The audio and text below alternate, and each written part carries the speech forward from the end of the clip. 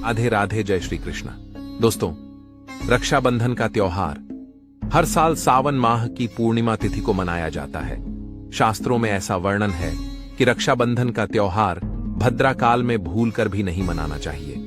भद्रा काल में रक्षा सूत्र यानी कि राखी बांधना बेहद अशुभ बताया गया है। शास्त्रों में कहा गया है कि भद्रा का त्याग करके ही रक्षाबंधन जैसा पावन पर्व मनाना चाहिए। इसके साथ ही रक्षाबंधन का त्योहार किस दिन मनाया जाए, इस पर बहुत ज्यादा ही उलझन की स्थिति है। दोस्तों, इस बार कई लोगों का मानना है कि रक्षाबंधन 8 अगस्त को मनाना चाहिए और वही कुछ लोगों का मानना है कि 9 अगस्त को रक्षाबंधन का त्योहार मनाना शुभ रहेगा। तो ऐसे में आज हम आपको इस वीडियो में बताएंगे कि रक्षाबंधन का त्योहार किस दिन मनाया जाएगा और इसकी सही तारीख क्या है, 8 अगस्त या फिर 9 अगस्त। साथ ही आज हम आपको भद्रा काल का भी समय बताएंगे, क्योंकि इस बार रक्षाबंधन पर भद्रा का साया रहेगा। इसीलिए राखी बांधने का शुभ मुहूर्त आप सभी के लिए जानना अति आवश्यक है। रक्षाबंधन का त्योहार भाई बहन के अटूट प्रेम का प्रतीक है।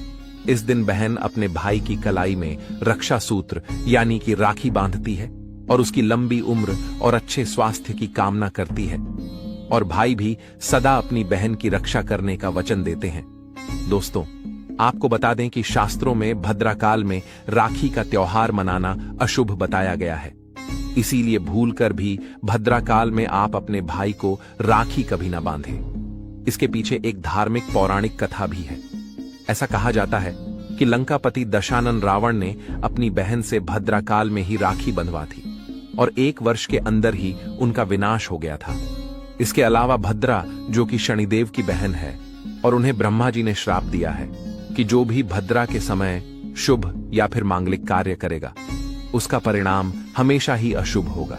इसीलिए आप गलती से भी भद्रा के समय रक्षाबंधन का त्योहार ना मनाएं। दोस्तों, रक्षाबंधन के दिन बहनें अपने भाई की कलाइयों पर राखी बांधती है और उनकी लंबी उम्र की कामना करती है।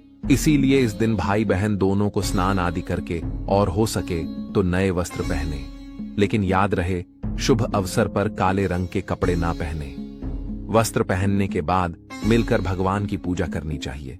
पूजा से पहले आप पूजा की थाली अवश्य लगा लें और उसमें रोली चंदन, अक्षत, राखी, मिठाई आदि और एक शुद्ध घी का दीपक भी जरूर जलाकर रख लें। आप चाहे तो दीपक आटे का बना लें या मिट्टी का या पीतल का, जिससे आप अपने भाई की आरती करेंगी। दोस्तों, अब आप इस पूजा की थाली को सबसे पहले भगवान को समर्पित करें और भगवान की कलाई पर पहली राखी बांधे या मंदिर में राखी चढ़ाए। इसके बाद आप अपने भाई को पूर्व या फिर उत्तर की ओर मुख करके बैठाएं और बहन का मुख पश्चिम की ओर होना चाहिए।